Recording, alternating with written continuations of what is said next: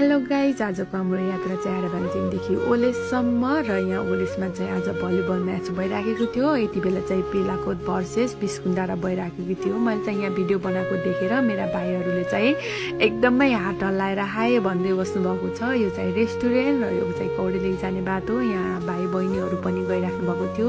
यहाँ चाहिँ welcome to कौडेले र यो चाहिँ हामी बिचमा अलिकति भिडियो बनायौँ बुढाबुढी भएर।